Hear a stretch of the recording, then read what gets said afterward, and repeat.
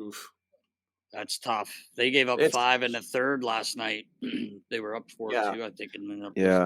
7-4. And let's be clear about this with Edmonton. It is not because Connor McDavid's out of the lineup.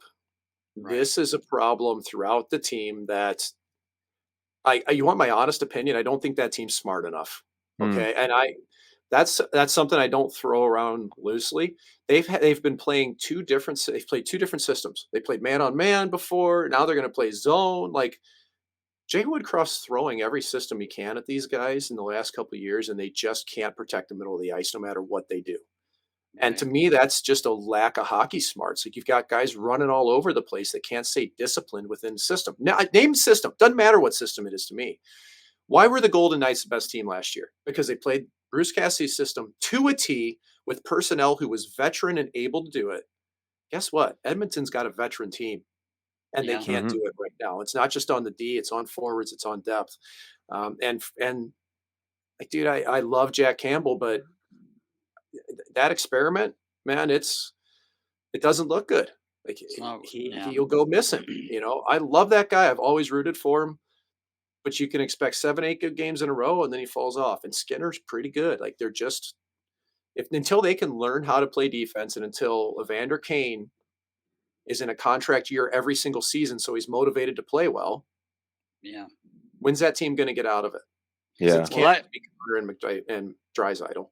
yeah, and we've had this question before. I don't, or we've talked about it, but like Connor McDavid's not 22 anymore, and he's not old by any means. But how long do you want to stay there if you're him? Or that's the question I keep asking: is like, when are they gonna get over the hump? Can they get over the hump? Maybe they're not smart enough. Maybe I don't know what happens. But like, is he gonna want to keep staying there and playing there? He's one of the best players, obviously, in the world.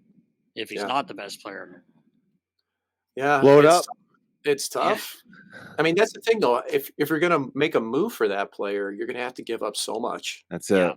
and then bring in a salary. Like I actually think he's locked in Edmonton. I don't think you can move. y- Like yeah, I know teams would. They would make it happen if you could, but I think the logistics of it and for where he wants to be, may just go on in perpetuity. I don't know. yeah. I get people that laugh at me when I said a couple of years ago that Cale Makar was the best player on the Avalanche. And now I think Cale Makar is the best player in the NHL. And Oh, I he's still get people coming unbelievable. back at me screaming about McDavid and everything. And I'm like, I'm sorry, dude. Goalies like D a lot. And what that guy does, there's Yeah, no one like him on earth. And they've won a Stanley Cup and they're Hmm. crushing. And Edmonton as a team, I'm sorry, man.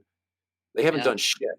Yeah. Like, No, they haven't, Good point. you're right. They haven't. you That's know. what I mean. I mean, I just wonder if the frustration is gonna build and build Well, for this I would kid. think so. Like, Yeah.